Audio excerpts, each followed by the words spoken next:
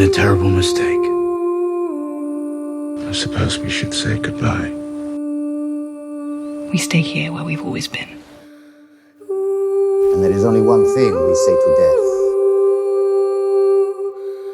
Not today. Are you afraid? Good. With each passing season, the battles showcased in HBO's crazy addictive show Game of Thrones have gotten even more and more impressive. In the first season, we didn't even get to see any battles due to budgeting constrictions, but we recently saw the longest consecutive battle sequence ever put to film in the 8th season. With an exponentially increasing kill count in each passing season, it looks like Game of Thrones aims to go out with a bang. So, in honor of the show's bloody history, let's take a look back at the deadliest battles that were featured on the show, ranging from smaller conflicts, ones with devastating consequences, to the fewer yet spectacular set-piece episodes. Needless to say, we're going to spoil every season of Game of Thrones. This battle can be found at the very end of Season 5, Episode 10, and features the final appearance of Stannis Baratheon on the show. Stannis' arc this season went from bad to worse, and fans found it harder to root for this character who was so blinded by religion. In order to gain the favor of the Lord of Light, Stannis listened to the counsel of Melisandre and burned his own daughter alive at the stake in order to gain the Lord's favor and win the coming conflict in reclaiming Winterfell. There was a certain gloom that hung over the army as they marched towards Winterfell thanks to this, and it did little to inspire Stannis' troops. The Boltons wasted little time charging on horseback straight towards Stannis' troops, who were tired, cold, and demoralized. Upon seeing the charge, some of Stannis' men can even be seen abandoning their post in the army as the Boltons surround the Baratheon army. We don't see the entirety of this battle, but what we do know is that the Baratheon army under Stannis was decimated and completely wiped out, save for the ones who ditched the army in advance. Brienne of Tarth stumbles upon Stannis bleeding out and exacts her revenge on him for his part in the death of Renly Baratheon. Upon realizing they needed a live white to bring back to King's Landing as proof of the White Walker threat, Jon Snow and his motley crew of warriors made their way north of the wall in order to capture one. Of course, that was easier said than done. Thoros met his end north of the wall, and while he was a side character, this meant that Beric could not be resurrected going forward, raising the stakes for him. Eventually, they found a white, who summoned the Night King and his army to the frozen lake where the heroes found themselves trapped. They got a night's reprieve as the ice gave out under the weight of the army, but once it refroze, the assault began. It was only due to Dany showing up with her great dragons that the day was saved, but at great cost as the Night King killed Viserion in the process with his ice spear. Later on in the episode, he would bring the dragon back to life and use it as a mount for both the assault on the wall and the Battle of Winterfell. While the battle didn't have a high death count, at least not for the heroes, it definitely shifted the tides of war and had some serious consequences for Daenerys. These guys weren't too happy that the Mother of Dragons was freeing slaves everywhere she went, and they wanted to do something about that. Dany thankfully arrived not a moment too soon, not too content with how her capital was being left in her absence, and brings Drogon to the fleet, unloading fiery destruction upon the wooden ships. Hearing the commotion and the roars of their lead sibling, Viserion and Rhaegal broke free from their crypt and joined in on the action, resulting in 3 dragons bringing an entire navy down to its knees. While this was happening, the leaders were parleying with Dany. Upon seeing that the tables had turned against them, the 2 highborns offered their lowborn companion to the queen, which resulted in Grey Worm spearing both of them for cowardice and seeking to use their social standing to protect themselves. After this, Dany would set her sights on Westeros as she repaired the fleet and captured the intact ships and sailed her army west, leading to the events of Seasons 7 and 8. More importantly, this was the opening for another battle on this list. Season 7 was just full of battles, and this one, while shorter, was certainly bloody, brutal, and deadly. The Greyjoy fleet was en route to do battle in the name of Daenerys when something unexpected happened.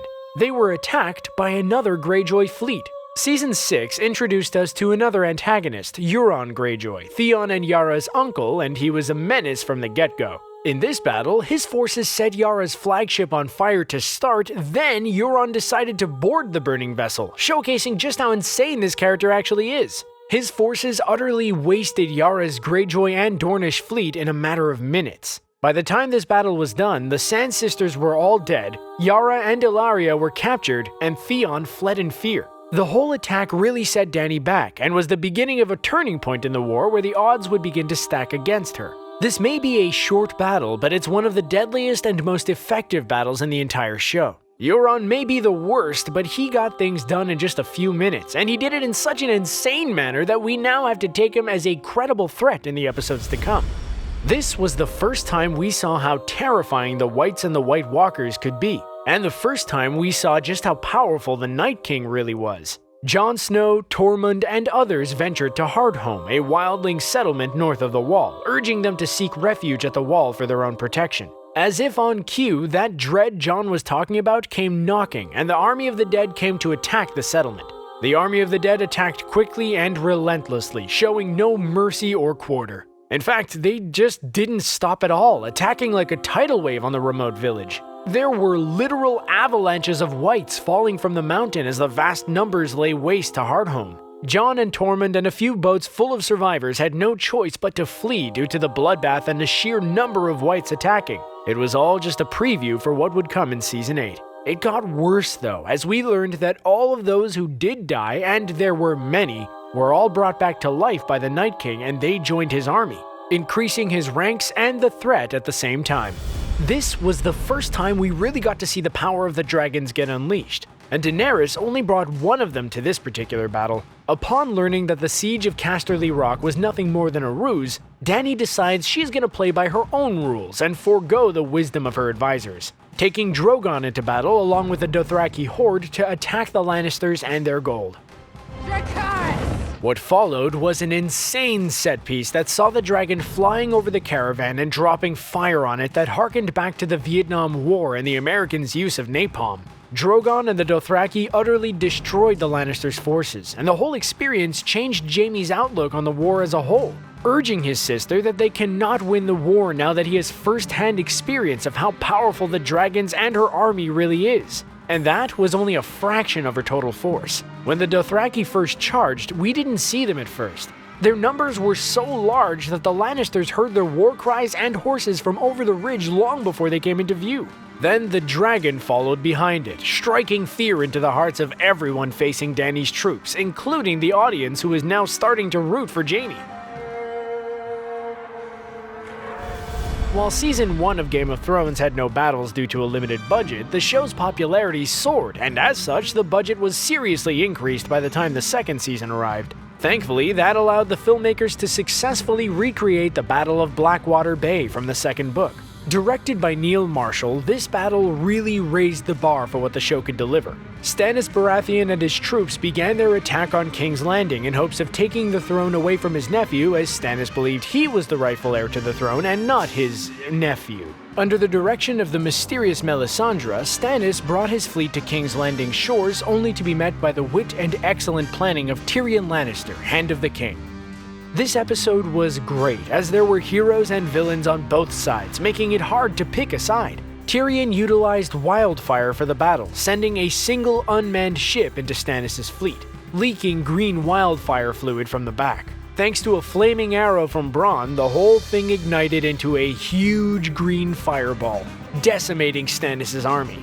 Most of the characters that did die in this episode were essentially just red shirts, so while it was a deadly conflict, it wasn't an emotionally traumatizing one for the viewer. The survivors tried taking the castle, but they were ultimately overrun by the Lannisters and the late arrival of Tywin and Highgarden.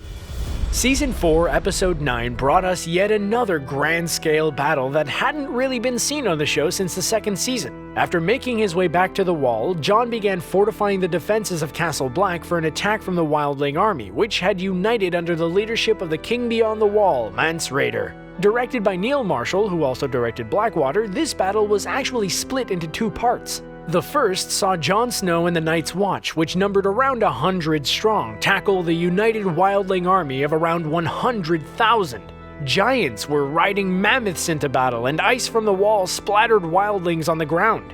There was a spectacular 360-degree shot that showcased all the fighting in the castle.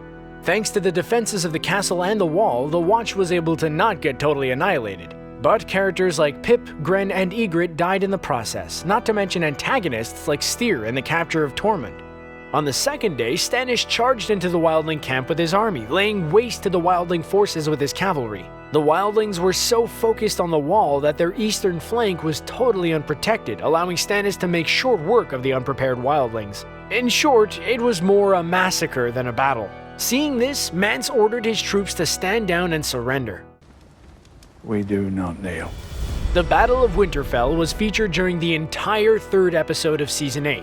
Filmed over 55 nights, it's the longest battle scene to ever be filmed on television and film. Despite coming out on top in the end, thanks to Arya taking out the Night King, the cost was high for those fighting at Winterfell. And one has to wonder how they could venture forth to take on Cersei and Euron at King's Landing, dragons or not. Almost immediately, nearly the entire Dothraki horde was taken out on the horizon after they charged into the darkness. Unless there were stragglers left in Essos, the Dothraki are likely an extinct culture now. It only got worse for the forces of light before it got better, as they continued to see friends and comrades fall in battle. Many of the Unsullied fell in battle as they protected the retreat to the front gate, and quite a few of our heroes ultimately met their end during the extended episode. Euron Greyjoy was killed by the Night King in a last stand effort to try and protect Bran. Beric also gave his life in order to protect Arya, an act that ultimately leads to the death of the Night King, so his sacrifice was definitely worth it. Ser Jorah, the exiled Mormont, died while protecting his queen on the battlefield, while Edison, Lyanna Mormont, and Melisandre also died during the episode. Some fans criticized the episode for putting plot armor on the primary characters and protecting them, but regardless, thousands of characters died during the battle. In The Bells, Game of Thrones' penultimate episode, the ultimate battle takes place. Before the fighting starts, Tyrion begs Daenerys to show the citizens of King's Landing mercy once the Lannister army surrender. While Jon Snow waits outside King's Landing's gate with an army of unsullied Dothraki and his own men, Daenerys and Drogon burn the Iron Fleet in the sea and the Lannister archers on the city walls all by herself. Drogon blows through the gate and Jon's armies burst past the remnants of the Sellsword Golden Company. They enter the city and come face to face with a legion of Lannister soldiers. The Lannister men actually throw down their swords and the bells of surrender ring, even without Cersei giving the order. Rather than flying straight to the Iron Throne and seizing it with maybe a few hundred casualties tops, the Dragon Queen decides to do what the Mad King failed to accomplish many years prior. She razes the whole city, burning them all. Taking Daenerys' vengeful cue, the Dothraki and the Unsullied, Grey Worm included, start pillaging everything in sight. They take out many of the estimated 500,000 men, women, and children living in the city.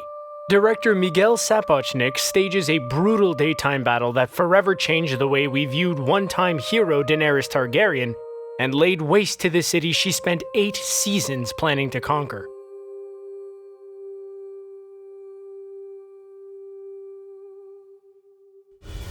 This is easily the deadliest battle in the entire run-through of Game of Thrones. Jon Snow, determined to reclaim his ancestral home from the evil and twisted grasp of Ramsay Bolton, rallies an army of free folk and Stark-loyal Northerners to fight on the fields of Winterfell. But all of Jon's plans immediately get thrown out the window when Ramsay baits Snow by killing his captive brother in front of him, which causes his army to eventually come too close to Ramsay's archers. What's worse is that Ramsay has no interest or sympathy for his own troops, and in a move that's straight out of Braveheart, he orders his archers to continue firing once his army and Jon's have begun to fight. The result is a constant bombardment of arrows that were killing both Jon's army and Ramsay's, leaving literal mountains of corpses on the battlefield. If it weren't for the Knights of the Vale arriving at the last minute to save Jon, we can safely assume that he would have met his end as Ramsay's forces ultimately outnumbered Jon's ragtag army. By the end of the battle, nearly all the wildlings in the army had died, Rickon Stark had met his end, the Bolton army was finished, and Ramsay finally met his demise at his own starving dogs.